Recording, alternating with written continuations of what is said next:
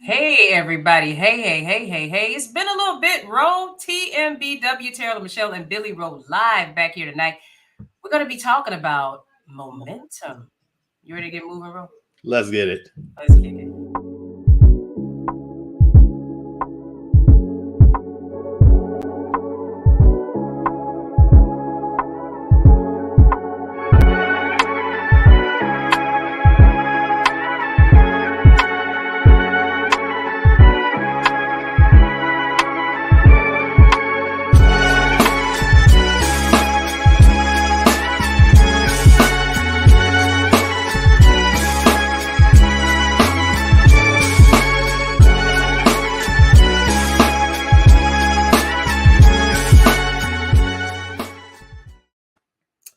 And we are live. What is going on? Man, that felt like a long break.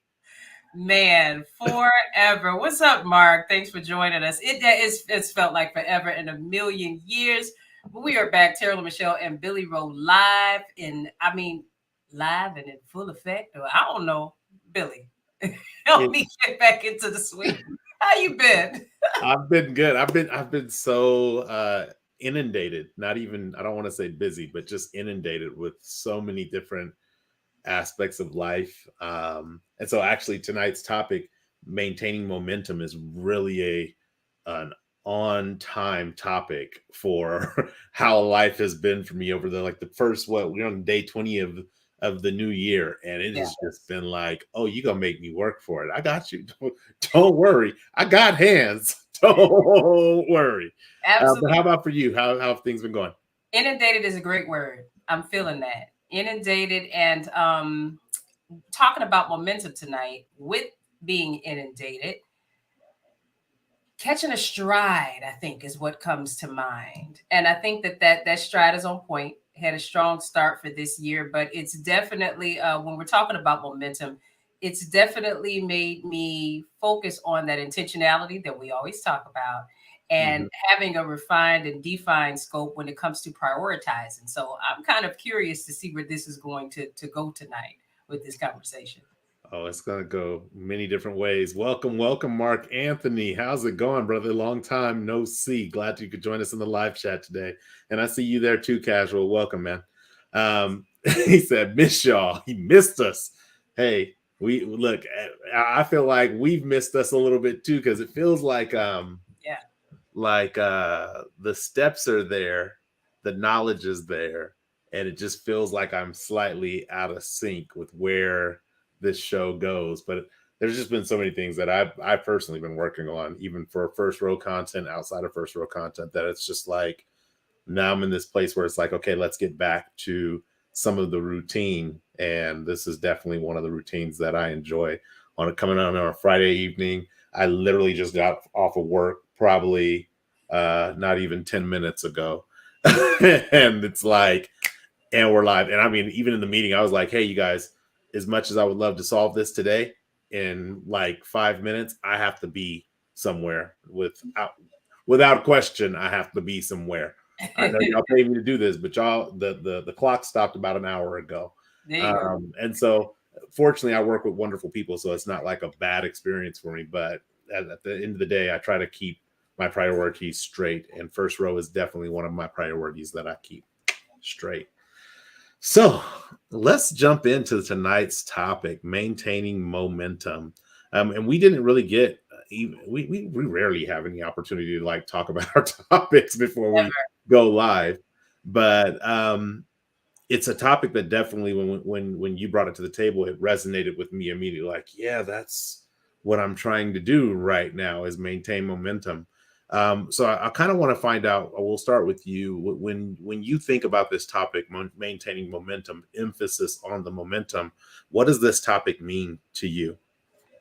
I think when I think about maintaining momentum, the first thing that comes to mind is avoiding all of the external factors that people say will help you to tap into that space of finding your stride, that are actually just momentary fixes. Hmm.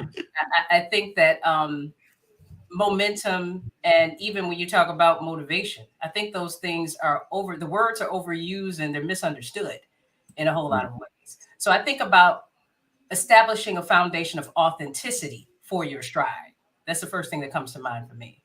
Mm, authenticity for your stride. You know, it's funny because for me, when I think about momentum, I think about that internal engine. I don't think about the external. I think about what am I doing on the inside to create the inertia, to create the fuel necessary to move forward. So when you say that authenticity, really that if that doesn't come from an authentic space, it's almost like putting I don't know if you've ever done this, but if you put dish soap in a washer machine, that's not not what that's for. That will overflow the amount of suds in your washing machine immediately because that's not what it's for.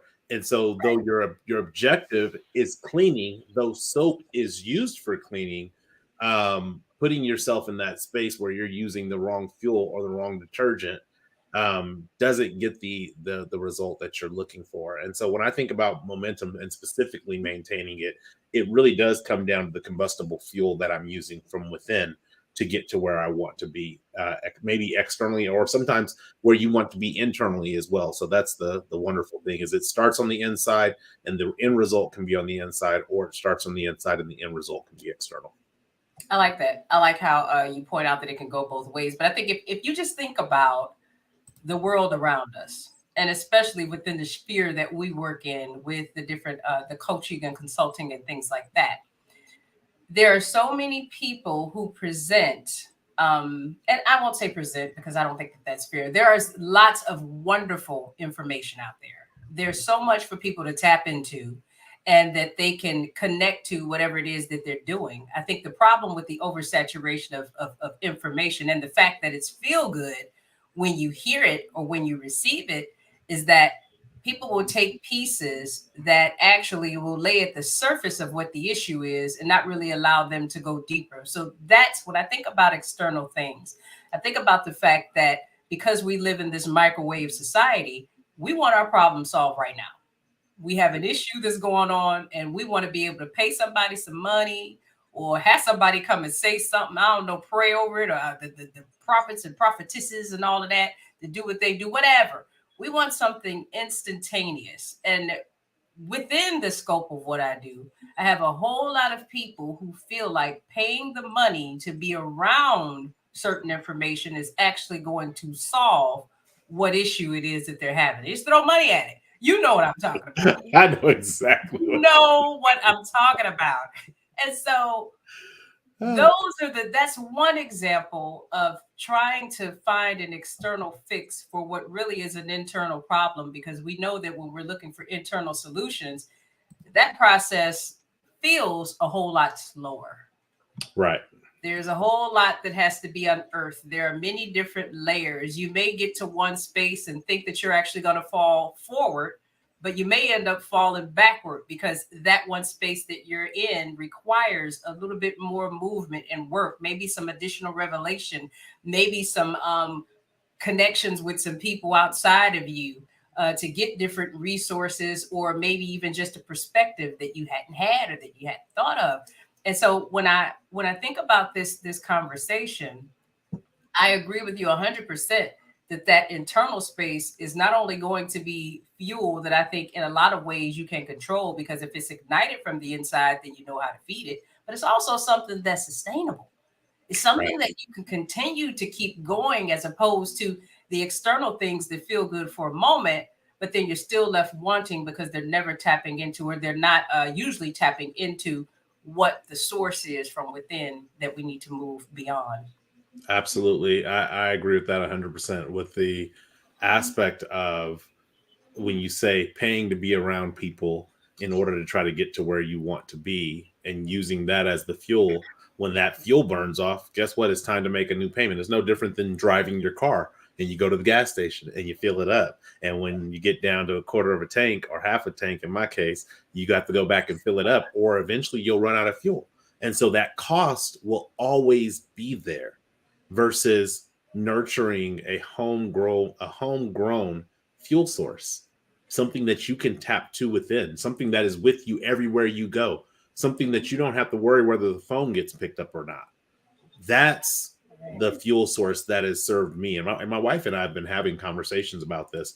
As you know, you and I are constantly doing deep work. Oh Um, yeah. so in one of my deep work sessions, I was thinking about some feedback that my wife gave me in regards to, like, you're the type of personality that's like, F it, I'll do it myself. I'll do it myself. I'll do it myself. And I had to start thinking where that came from. Where did that drive from within come from within me? And part of that fuel source that I took from being a young child was, hey, I grew up in a household where there was a lot of chaos between my parents. And because of that chaos, they were busy dealing with the chaos, which left me in a space where I had to take care of certain things. I'm getting a little bit of echo. Oh, never mind. It's gone. Um, but there were certain things for myself that I had to take care of. If your parents are in the middle of a heated argument, they're not thinking about, hey, the kids didn't eat dinner. They're not thinking about, hey, the kids didn't take their bath. They're not. There's certain things of nurture and care that they're not thinking about because they're tied up in their own thing. And Right. so having that where I would perceive or believe that the foundation that my parents could have set would have been one in which, okay, Billy has been taken care of because Billy is the child, and now we can kind of handle hash out some of the drama that we're dealing with each other. Because that wasn't the order of things, Billy had to learn how to take care of himself. And when you start that process of, I'll do it myself at 5, when you start it there and now you're 42 years old, it's really hard to feel confident on foundational things that, even when they are there, it's like, nah, because in a minute I'm gonna be hungry, then I'm gonna have to get up in the kitchen and cook. I'll just do it myself. I got it. I got it. And in one way, that has served me very well in life because I've always been a very driven person. I haven't needed somebody to say, come on, Billy, let's hustle up. Let's do what you need to do. Come on, you can do it, champ. I've never been that person. But on the other hand, when you're trying to build partnership with someone else, then it becomes a rocky area that you have to kind of learn to dial up and dial down accordingly. Yeah, I get that. And so that internal drive of motivation for me, where I'm at now in this year, is, the year got off to not a rough start, just it made me work for it. That's the only way to say it. The year made me work for it from the very beginning of the year. And in dealing with that, I'm constantly tapping back into my fuel source and saying, okay, I'm going to have to go into the reserves of my fuel source and burn a little bit more. But while I'm burning, I need to be making sure that I'm also replenishing. And so I'm doing things like deep work to be able to understand what are the things that drive me, what are the things that are allowing me to maintain momentum, and more importantly, what are the things that are allowing me to maintain momentum when I'm going uphill. And it's just in listening to you talk, um, when you were describing that, I'll just do it myself. I can completely and totally relate to that because I think there's another part of that, another piece that goes in with that, and that is, I know I can trust me. I know I can trust my timing. That's what you're saying. I know I can trust me. I can trust my timing. I can trust my decision making. What I say, I know I'm going to follow through. I know it's going to be a certain way. And that's really important because when you're talking about relationships, not just with your significant other, but even in professional situations, it is not helpful to the people around you for them to start to feel like she don't trust me. Right. I know you can do it, but I mean, I'm like here and I want to support you and I want to, and so I think that is something that's critical, especially when we talk about maintaining momentum, not only getting that place of getting started, but keeping going, understanding that, yes, we're going to have our own stride, our own flow in which we fall into, and that works for us. But it's important to understand that number one, all flows are broken at some point in time. They have to be because we're constantly growing. You're not going to keep Absolutely. that stride forever. And so it's so important that while you're in your flow, to still be able to allow space for people around you who may not have the same stride that you're having, but are integral parts of our growth along the way in so many other ways. But also, too, because I believe that we're all created to be creatures of service in some type of way. You never know what your stride could mean to someone else, just like them being a part of your stride, what that could mean to you. And so then finding that balance in that and allowing that space of community, if you will, because I think that's extremely important. Oh, and I wanted to say, for those of you who may have forgotten or don't know, you know, you can come up on here, click the link, join this conversation. You can get in live on stage. Or I mean, if you just want to be a keyboard hustler, that's fine too. But you're more than welcome to come and join us live on stage. The link is going to be in the chat.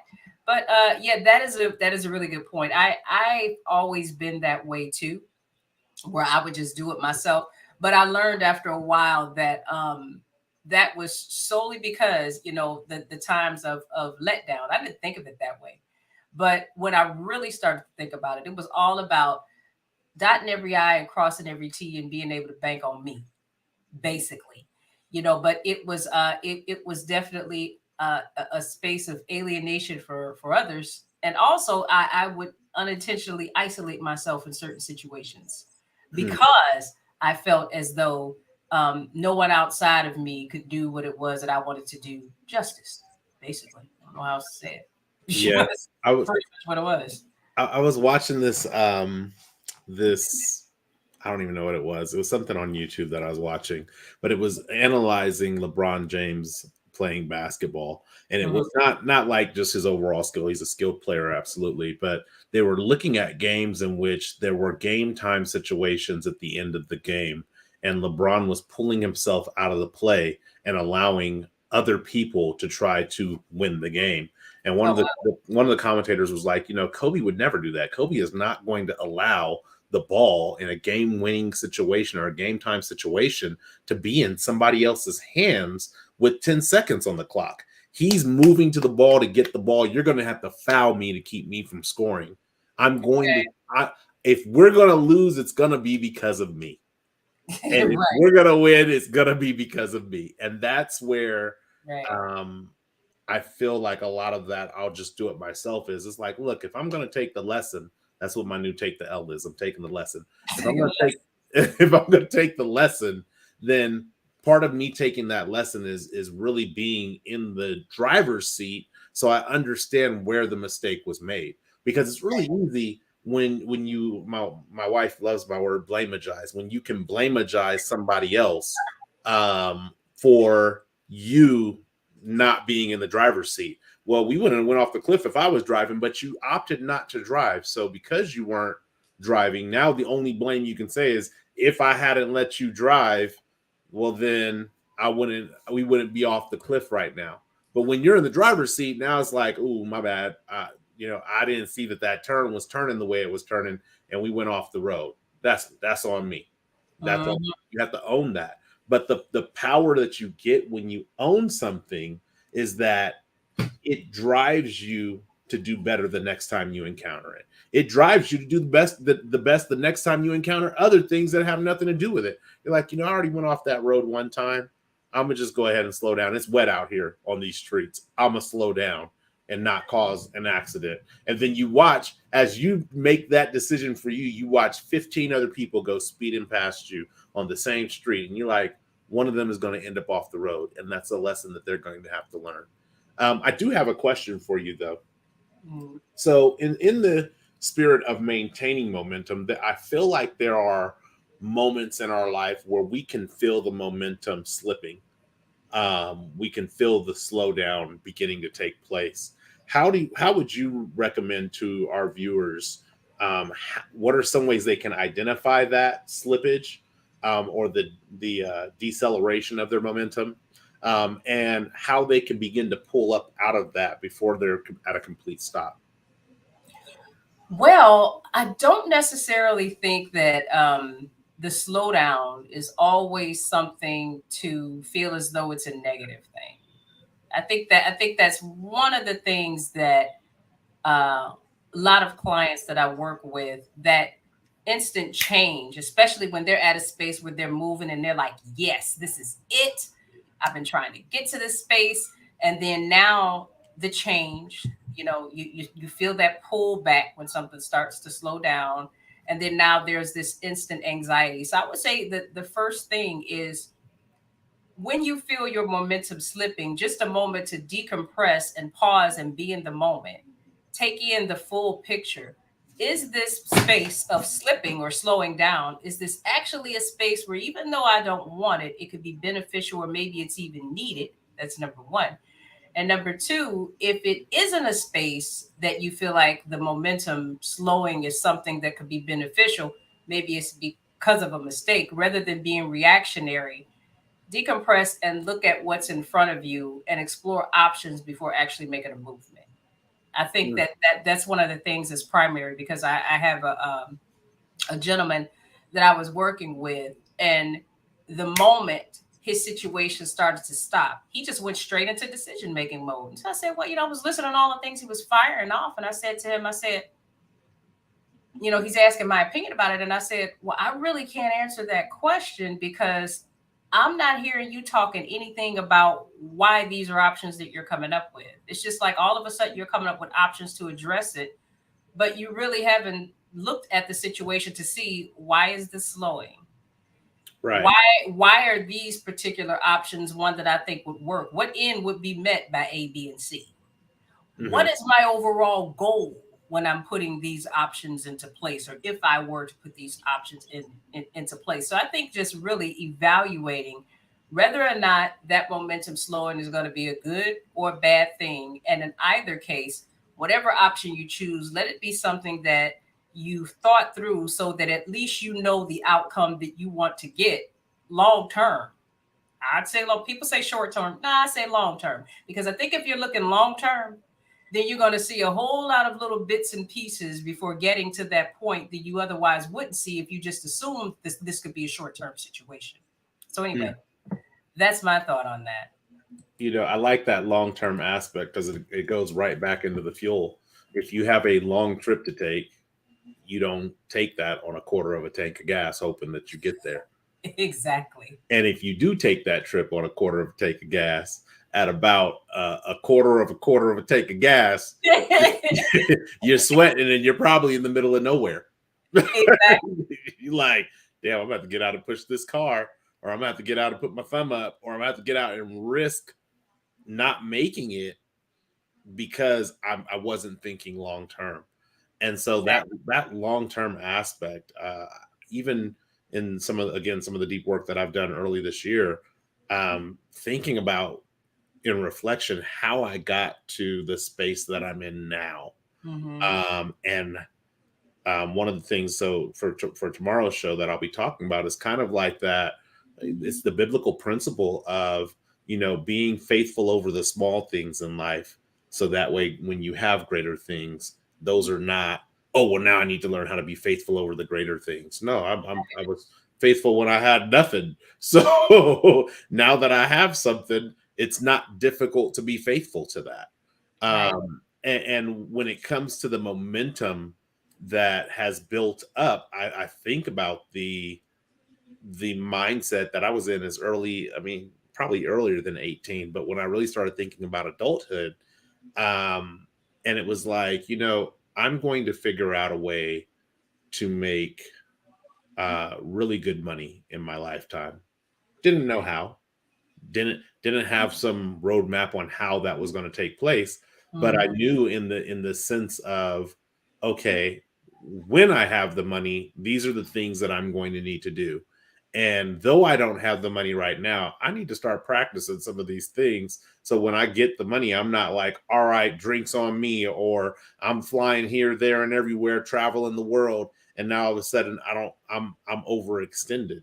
And so I think about, like, for me, maintaining momentum isn't always what we may think of as foot pedal to the metal, foot down on the floor of the car, driving as fast as we can. But sometimes that is moderation, and being able to understand that uh, Yeah. they say, I forget what movie it was, where it was like, uh, fast is good, but smooth is faster, or something like that. Like, I don't have to be the fastest person. It's not a race of speed. It's more so an experience for me. Momentum is an experience of efficiency. And so Yeah. the more efficient I can be with my energy, the more efficient I can be with my time, the more efficient I can be in the spaces that I occupy, the more momentum that I'm able to maintain, versus having to constantly be burning my fuel trying to go 160 miles an hour. Yeah, oh, definitely. That's a very good point. And I think that makes me think of, to add to that, understanding that our momentum is for us. It's not for, we're not doing what we're doing for the approval of others or to fit into, or at least we shouldn't be, or to fit into what others are doing and things like that. I think that so much of what we see now, and hey, Jennifer, thanks for it was good to see you. That's JC. Thanks to see you, Jennifer. JC. What am I talking about? I'm like that's sis there. What's up, sis? Thank you for joining us. The thing about it is in those types of situations, there's so much going on now where there's all of this, everybody posting pictures and comparisons and this and that, and that's like a big thing. It's a whole, everybody wants to be seen, which is fine, as long as when you're showcasing what it is that you're doing, it's because that's cool with you, not because it has to be cool with somebody else. And so when we think about our own personal momentum, it's so important to be comfortable with our stride, our timing, the way it is that our journey is evolving. We have a completely and totally different mission. We have a completely and totally different purpose than the person that may be sitting next to us. Our journey is unique to us, which means that it's not going to look like anyone else's. You may have some similarities because there are some things that are just indicative of the field that you're in or whatever type of work that you do. There are similarities in that regard, but really embracing our individuality and our uniqueness about what we do means that we coming to a space of being comfortable with the fact that there are aspects that does not look like anything else that we've seen. There are aspects that doesn't feel like anything else that we've seen. There are things that we can talk about with other people that they are not going to get. And that's because the specifics for our journey wasn't given to them. It's our vision. It's not theirs. There are so many different things within what each and every one of us do that are unique. And I think that some of the challenge along the way when we're trying to establish our momentum, our stride, especially when things start to slow up, you don't know what it means. You don't know where it's coming from. Some of the challenges to embrace that space and not allow yourself to be diverted and taken in another direction because it's uncomfortable with not having you, because you're uncomfortable with not having all the answers. You're uncomfortable with not knowing what to expect moving forward, and definitely not wanting to stand still or even maybe have to take a step back.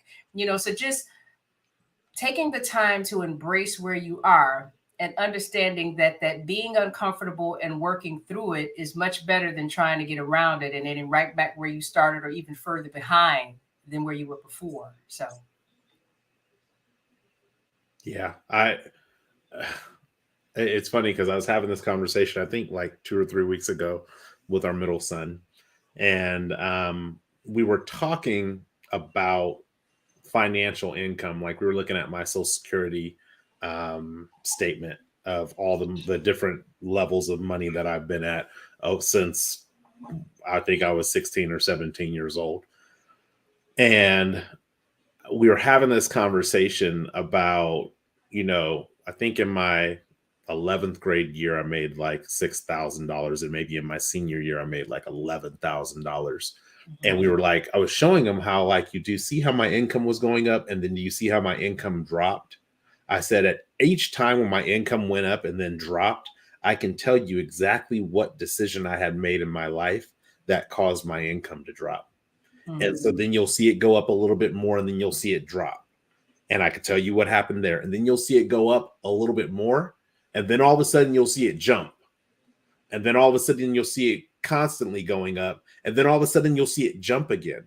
I said it's because I was able to identify where I was becoming honestly dead in the water at with my income. Where it was like, I think one year in my junior year, I made like, let's say $6,500. Probably like 6 or 7 years later, I had made like $5,500 for the year. Like that was my junior year of high school. Then I became an adult and I made less than I made as a child going to school in high school. And it was like, it was the decisions. And once I started realizing what decisions I was making, and not only the decisions I was making, what those decisions were costing me, they were costing me my momentum because I was, hey, oh man, dang.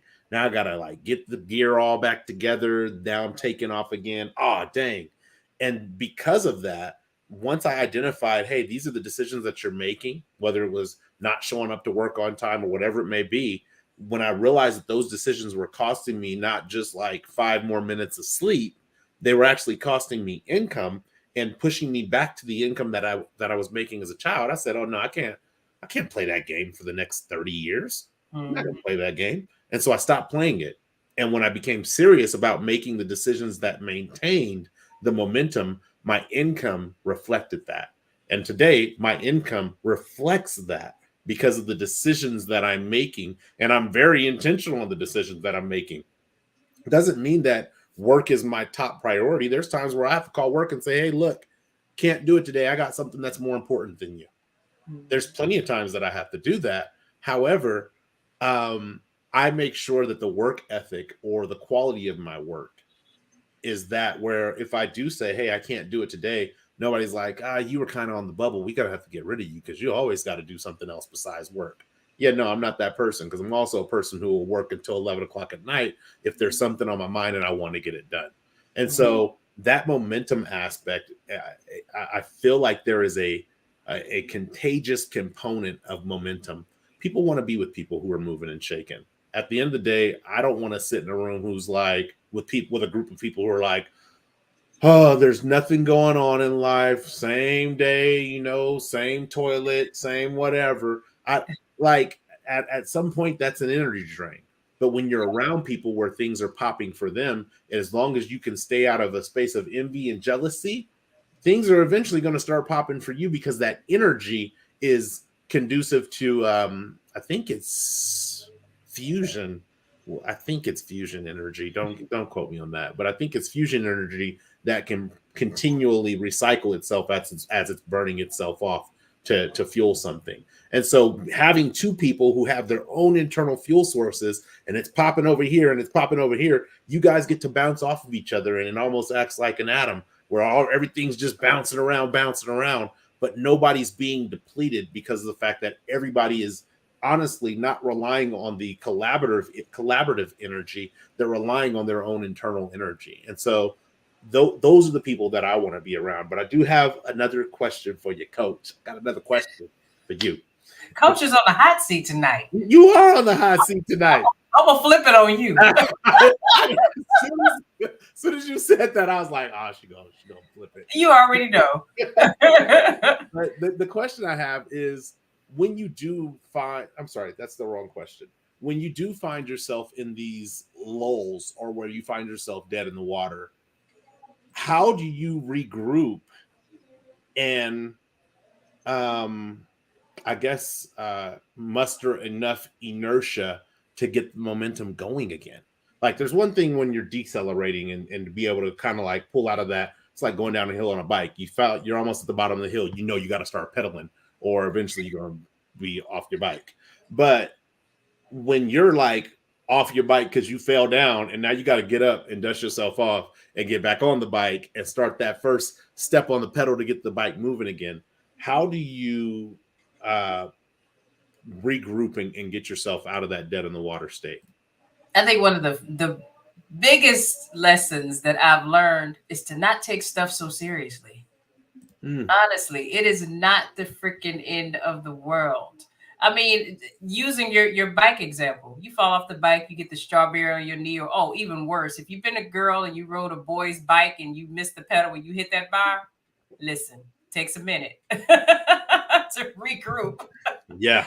To get back on that bike, you're looking at it like, I don't know, do I even want to ride this thing? But at the end of the day, there's two ways you can think about that. You could look at that and just be like, bikes are the devil and I'm just never going to ride a bike again, or it could be where, dang, okay, that happened, but I still need to make it home. So what did I learn from this? And I know that sounds in some big instances. There are some of us who have lost momentum there's been huge consequences. I mean, some people have lost momentum and lost homes. Some people have lost momentum and lost really great opportunities. And those are not things necessarily that you can immediately get that momentum back. There takes a space to build up to that. But I think no matter how big the situation may seem, understand that in the grand scheme of things, it's really not that serious. And so when you take that cloak of doom away from things, it leaves your mind and your temple pure. And when I say your temple, I'm talking your spiritual energy. We always just think about the situation around us, but if you take a bunch of negativity into your mind, it goes into your heart, it goes into your body, and now it stops you from being able to process things that are going to be helpful. It's actually rather counterproductive, you know. So not taking things so seriously and getting back up with exactly what you have. You may not feel like you have exactly what you want, but our creator makes it so that we always have exactly what we need. Hmm. It's getting back in the space to practically apply what we have where we are and continue to start pedaling. And before you know it, some of the things that you feel like you need, some of the things maybe even that you feel like you want, some of the spaces in which you may do some negative self talk and judgment, you'll notice those things start to dissipate as you continue to move forward, and that speed will begin to increase, and you will eventually find your stride again. Hmm. That's funny because that reminds me of yes. Oh wait, today's Friday. I've lost all the days of the week. Reminds Yes. me of the Wednesday word this week, where one of the tools was no one expects perfection. Yeah. It's really when you say not taking yourself so seriously. Um, that is a story that you told yourself that you were never supposed to make any mistakes in life. I was never supposed to fall down. Well, you did. I don't know why you felt like you were never supposed to fall down because I've definitely fallen down quite a few times. I got some scars on it on my body to prove the falls that I have taken, and some of them you can't see on the outside; they on the inside. But in that, often when I find that I am taking things too seriously, is because I have this expectation of perfectionism from myself Yeah. that I think that I am supposed to somehow miraculously be infallible in every area of life, and it's impossible to do that. Especially being that there's still, even at 41 years of life, there are still areas of my life or areas and experiences that I will have in life that I've yet to experience. So they will be foreign to me at the time that I experience them. So there's Yeah. no guarantee that I'm going to get them right or wrong. But Yeah. we'll see when I get there. Or if I mean that's all I got. We'll see when I get there. And so I think the other thing that you bring to that question is before you can run again, you have to take a step. Yep. And taking one step is not running.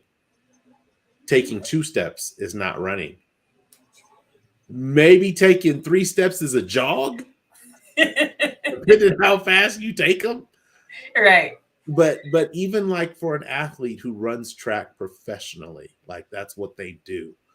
They take there's a time that they take. I think it's the first five steps that Mhm. it takes for them to get up to speed before they're upright and they're kicking in their actual natural stride.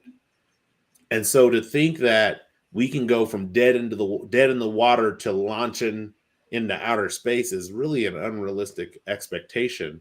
Um, and you can either spend more time down there not moving anywhere beating yourself up about the fact that you stopped your momentum, or you can say, okay, well, that didn't work, and start working on what does. Exactly. And you know what? Trusting that process. Because using your example with the running, I'm actually in a very intense training program now. And cardio has never been my friend for a lot of reasons. Ever. Ever, ever, ever. Did I say ever? Forever, ever. Right. Exactly. Cardio has never been my friend, but here's the thing. It's funny how powerful it is when we make up our mind what it is that we want to do. When you have your mind fixated on a goal, I don't care how impossible it may seem, there are certain elements that you have to bring to your journey in order to get to that goal. And so it's funny because cardio has never been my friend, but now all of a sudden I blow myself away with how proficient I'm coming with it. But the thing with it is that it's exactly what you were just talking about. I didn't go into it with the expectation of all of a sudden running one day. To be honest with you, I don't know that I'll ever be a runner per se. But that doesn't mean that I can't still get my cardio in. What I do is just go about being consistent with my starting point and just being comfortable with the fact that everybody around me may be running, but that's not where I'm at right now. And that's okay. Just stay consistent with where I am, and my body will tell me when it's time for me to go to the next phase, and my body will tell me what that next phase will be. Hmm. I think that momentum in our life is the same thing. Sometimes it is so extremely uncomfortable to be at a space that we may feel like is less than where we feel like it we should be, or it's not looking the way we feel like it should look. Or maybe we've put in time, dedication. Maybe you went and got a formal education. Maybe you have a trade. Maybe you've invested a lot of money. Maybe you've invested in friendships. Maybe you've done a lot of volunteering and favors. Maybe you've always been the person that everybody could get something from, but maybe you don't feel like people have been there for you.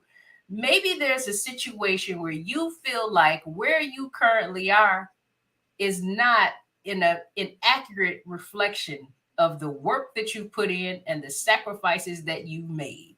And so it's hard to really appreciate where you are and what's going on because you're looking for something else and you feel like you freaking earned it. Hmm. Maybe that resonates with somebody who's watching this. Well, I'm here to tell you that first and foremost, nothing that you've done or put in or sacrificed or given was for naught. That's number one. Number two, when we're doing these things from our heart, it's unrealistic to expect that we're going to get exactly the same thing back from people necessarily, or certain circumstances are going to come to us because of it. That's not what it's about. Number three, because of all of the different things that you've put in, I feel like that's foundation building stuff in preparation for some of the prayers that we put out there that maybe we don't feel like are being answered. A lot of the prayers that we put out there, we have to be prepared to receive them. So just because it didn't come when you feel like it should, and maybe it is there, but it doesn't look like the way you feel like it should look like, and it doesn't feel like the way you feel like it should feel like, just because things don't look the way we feel like they should and what we work for does not mean that there hasn't been progress and there isn't more to come. Hmm. I think that is so important for us to really take a step back in some of the most challenging situations, especially when our stride has been broken, especially when our momentum has been disrupted for various reasons. Those are the times that we can choose to just go in on ourselves and just take this negative rampage on this with the real plan in our mind of everything that we're not. Or we could see that space that we're in as an opportunity to teach us something more that we need to know about ourselves, and to start to show some gratitude for the space that we're in, no matter how difficult it is. There's always something good that you can get from something that you think is not so good. It's just all about our perception and what we choose to see. Hmm. You know? No, you preaching, so it must be Friday night service, Friday night service, praise the Lord. But but you You ain't gonna never have no sense ever. It's not gonna happen. I'm you done waiting. you do bring up good points though in the fact of sometimes we think that because we have failed, because our momentum is not as fast as others, especially when you talk about people running on the left and the right of you and their abilities, we measure our abilities while looking at somebody else's ability. And sometimes that's just not where we're at yet. It doesn't mean that we're never going to get there. It's just not within our ability currently in the present. And then I think about the foundation of that, and it takes me to like construction, thinking about when I lived in Sacramento and we had our backyard remodeled or re-landscaped or whatever you want to call it. And they broke up all this concrete and they took it all out, and then they put more concrete in and made a very beautiful patio. And it's funny because the space before they remodeled the backyard, the space was like, I don't really like this space. And the space didn't really change. It was still the same space, still the same area. But because we had taken the time to put the concrete in and get a new back patio and put some plants and shrubbery in, all of a sudden the space became welcoming and warm, and it was a space that we wanted to be in. And I Mhm. think about how it is that backyard would not have been a place I wanted to be if somebody didn't take the time to mix the concrete. Right. Like if you if you think that life is just going to be this instant bowl of soup, or back when I was a kid we used to have instant milk, but but but if you think it's going to be like this instant powder that you could just throw out and not have to put water on and not have to mix or not have to have the machinery to mix, or you're just hoping that the rain's going to mix it for you, your foundation is always going to be shaky and your foundation is always going to have cracks in it, and it's going to be hard to maintain momentum on an uneven foundation or an uneven surface. And so I think that you're spot on in that regards when we're looking at the mistakes that we're making and we're looking at the things that are causing us to decelerate instead of accelerate. When we're looking at those things, we should also be looking for what about this experience is allowing me to mix the concrete better. What about this experience is allowing me to mix the material for my foundation in a way that will allow it to withstand the greater things that are to come in my life, the greater challenges that are to come in my life. So momentum isn't always about running downhill and hoping that you don't trip and fall and bust your face open. Momentum is also about, hey, what are those things that are going to carry me when I don't want to run anymore and I'm running uphill, when I want to give up, when I want to say, hey, just go ahead and throw that towel in. I'm not going back in next round. What does momentum look like in those moments? And in all honesty, just like with your running, if you're not running regularly, then you only gonna be able to run for a little bit. Like it That don't part. matter who you are. If you ain't ran in 30 years and you try to get out and run, you gonna pull something, you gonna twist something, and your heart is gonna feel like it's coming out of your mouth. Those those are the things that are gonna Thanks. happen. So what can we take from our experiences to condition ourselves to know that even though we're running right now, at some point we might have to decompress. We may have to take a breather. We may have to stop and regroup. But when we stop and regroup, we're taking those lessons that we're all running along with us so that when we get ready for the next leg of the race or the next leg of that uphill battle, whatever it may be, when we're ready for that next leg, we're taking that stuff with us and we're able to run further. And we're not so distracted. I feel like really momentum is a focused distraction conversation, but we're not so distracted by the challenges.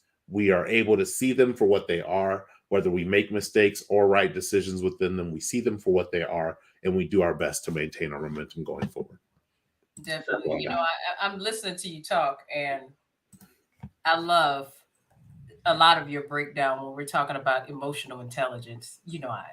I'm always on you about that because I like that a lot. And I know you're like, no, leave me alone. I don't want to hear about it. But in this conversation specifically, because I feel like when we're talking about maintaining momentum, especially when we talked about the internal versus the external, some of the things that fuel us and keep us going. What's up, Keisha? Thank you for joining us. Soto, hey, long time no see, Bill. But when I think about that internal and external, and I think about the emotional intelligence, what makes me think about that with this? Because when we're talking about momentum within our lives, let's just face it, it's emotional.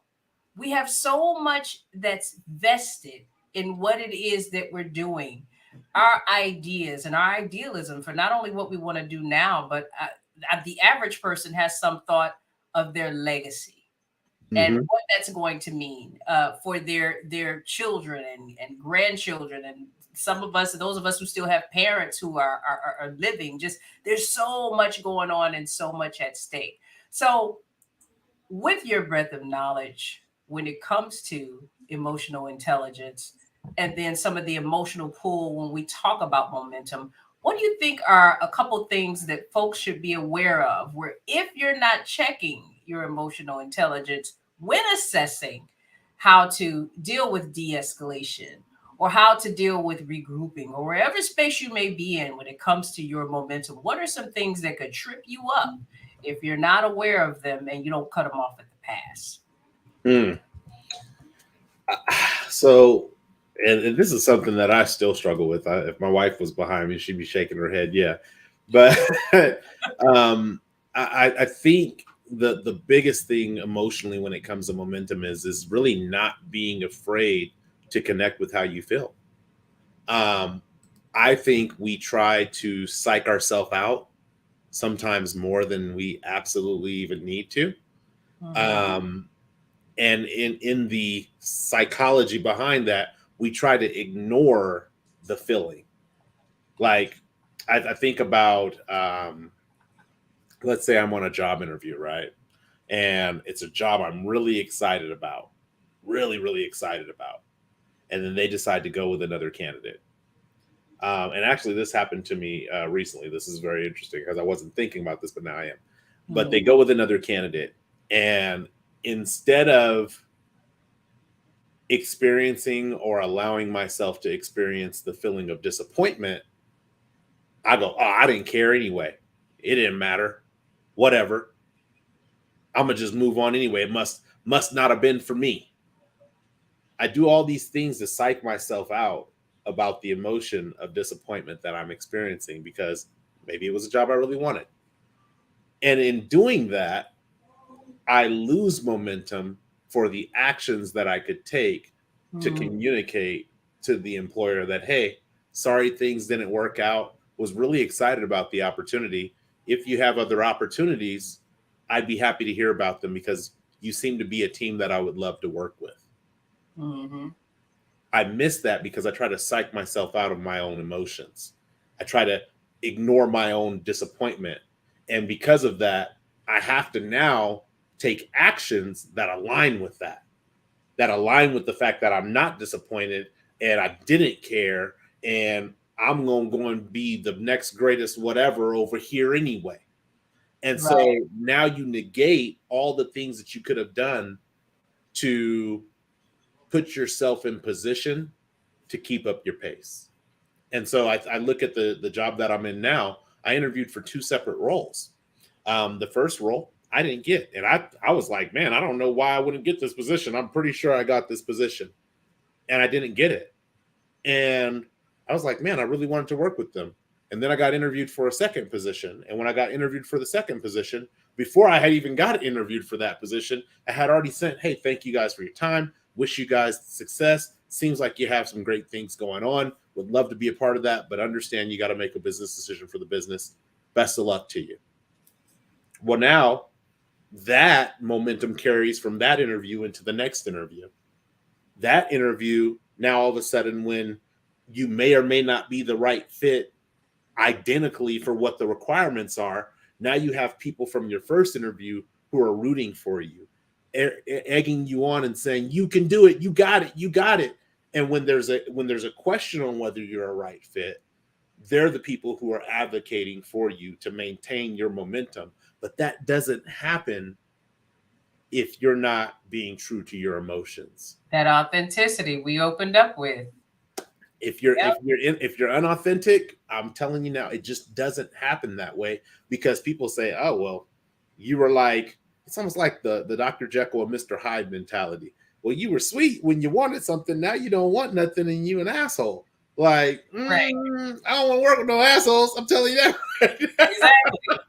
Exactly. So that's what I would say is just don't be afraid to connect with how you feel. If you're disappointed because you fell to the ground, I'm with Taralyn. Don't take yourself too seriously. I don't know why you didn't think you was going to fall in the first place, but don't take yourself too seriously. However, it's okay to be disappointed that you fell down. It's okay to be hurt. It's okay to have some regret. Like those things are okay to feel because every time you ignore your feelings, I'm telling you right now, our feelings are really good compasses to this human experience. They are great compasses. Yeah. People, oh, you too sensitive. Nah, man, you got a great compass. Oh, you too sensitive. Nah, woman, you got a great compass. Like, trust that compass because our feelings are literally out in front of us, feeling for what's going on in front of us. So when we Yes. feel some kind of way about things, when we feel hurt, when we feel disappointed, when we feel happy, when we feel peaceful, when we feel joy, that is a compass telling us that either we're going in the wrong direction or we're going in the right direction. And it doesn't mean that you have to stop going in that direction. It could just mean you need to go about going in that direction in a different manner that doesn't feel bad. And that's really what those mistakes are about. So when you say that emotional intelligence aspect, it's understanding that emotion is that, ooh, I don't like the way that felt. I feel like I'm supposed to be going this way, but the way that I'm going about it is not the right way. And I need to correct that. The direction is not the problem. The process or the procedures that I'm taking to get in that direction are the problem. So don't ever discount your feelings, in my opinion. What are your thoughts on that? Oh, we almost had time. Dang. See, that's what happens when you're not at work for a while. You finally come back and it's like, all right, this is, yeah, we need to pay attention to this. That's crazy. The time flew by. I couldn't agree more with what you said because I wear my heart on my sleeve. I'm that kind of girl. Some people wouldn't know it. If you've been bitten by me, you would think I just like biting, but that's not the case. That's, that was an emotional move. My bad. But but yeah, I think that I couldn't agree more. It's so important to not only trust. I'll add to what you said because that's basically what I heard. Trust what it is that we feel and understand that it's there to serve us, but also too, um, really taking check of those around you who may be in opposition to how it is that you feel and how you process. I've learned that a lot of the time when people are not receiving you, that's about them. They don't know how to deal with how they feel about things. And so other people, prime example, if you've ever been around somebody, you're in a movie where something catastrophic happens and they laugh Mm, because they don't feel comfortable with how they truly feel in that moment. So they'll cause a disruption for everybody else because they don't know how to process their truth. A lot right. of the times, people will not know how to process their truth. And if you're not comfortable with who you are, make you feel uncomfortable for having that compass that's there to lead you, your emotions. Like you said, I love that description. I've never heard that before. I like that. So yeah, I think just understanding that not everything that impacts us with other people is about us. In fact, most things that impact us with other people are not about us. They're on their own individual journey that has absolutely nothing to do with us. And that's why it's so important for us to become comfortable with being uncomfortable as we go through some of the things that are meant to grow us and empower us to make us sharper and stronger and take us to the next level so we can take other people with us, as opposed to being in those types of situations where other people bring their baggage and we take and pick it up and start putting it in our purse or our wallet. So that's that. Around Absolutely. with somebody's chewed up ham sandwich in your purse. Come on. Right. What's that smell? Right. Exactly. You fool. You son. Right. I can't stand you. Here we go. It's so good. It's so good to be back here. I've missed this. I really have. Really have. It's good to be I back. have as well. And as always, as we begin to wrap the show, thank you for everybody who's tuned in with us live. Definitely appreciate you guys showing love for us coming back to the space. But as always, we have some coaches playbook tools that I want to share from today's conversation or tonight's conversation. Tool number one was from you, Taralyn. You said select an authentic fuel source. That fuel source that we're using to maintain momentum, if it is something that we are gaining from an external source, that means we have to stop in some way. We have to stop to refuel. If it is something that is within us and it's authentically within us, then we don't have to make those stops to refuel up. We're just like the those planes in the air when they come and they just refuel there. They go to the ground. They just fuel up in the air and keep on flying. Like Right. that's that authentic fuel source. So tap in and find an authentic fuel source that is within you that you can carry with you on all of your journeys, no matter where you're going, whether you're going uphill or downhill. Coach's playbook tool number two is get comfortable with your stride. Um, it's your stride. It is unique to you. It's not Billy's stride. It's not Taralyn's stride. It is your stride. We all have our own. We each have our own unique strides. And so get comfortable with that. If you're a little clumsy, figure out how your stride works for you. That's okay that you're a little clumsy. You just might not be able to run as fast as other people, but it's not about what other people are doing when you're building momentum. It's about what that momentum is for you. I'd rather be the slowest person in a race, but make it around the track and be healthy and not be injured at the end of the race than trying to run like somebody else. Well, they run with their chest up and their left arm comes across. Now I'm off balance and I'm about to blow something out. I'm not interested in doing that. So get comfortable with your stride, realize that it's unique to you, and embrace the fact that it's unique to you. And then tool number 3 from the coach's playbook is trust in how you feel. That's that emotional intelligence piece. Again, our emotions are an excellent compass to our interpretation of our journey in the moment. Doesn't mean that, oh, because I'm going in this direction, this is the wrong direction because I have these feelings. It could simply mean that I'm going in the right direction, but I'm not going about it in the right way. And I need to correct the manner in which I'm going in that direction. That's what, again, trusting your feelings is about. It's about trusting that compass, trusting that voice, trusting that how you feel about things is how you feel about them, and not being dismissive about those feelings, but engaging with them and then moving forward accordingly. So those are the tools that I pulled from tonight's conversation. As always, we actually, it's so funny, like try to do this stuff and you haven't done it for so long. But actually, we do have some upcoming shows. This Friday should be live by now. The Grind Defined podcast, Taralyn Michelle's top-rated podcast, is available for consumption on all platforms in which you consume podcast content on. You will be seeing me next week. Actually, I take that back. Oh my gosh, I forgot. There's something new. You'll be seeing me tomorrow morning at 9 a.m. Pacific Standard Time, 12 noon or 12 p.m. Eastern Standard Time. I'm going to actually be doing a segment called Financial Matters. This particular topic will be on how are you living, and it's on budgeting 101. Whenever I have conversations with people about finances, this is the first thing that we talk about. And so I'm kind of putting myself out there. I'm not a financial expert. I'm going to just tell you that right now. I'm still learning a lot of things. I've learned a lot of things, but I'm still learning some things. But definitely you want to tune into that show live, because then if you have questions, you can ask them. If not, you'll be watching via the replay trying to ask questions, and I won't be live to answer them.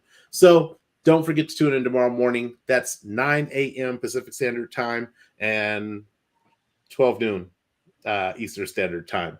Back to content. Then next week, you get the other Wednesday word. That's at 6:30 p.m., 6:30 p.m. Pacific Standard Time, 9:30 p.m. Eastern Standard Time. And then you'll catch us again next Friday for another episode. Before we dip out, there's one quick correction that I have to make, and I promise I will have it corrected for the next show.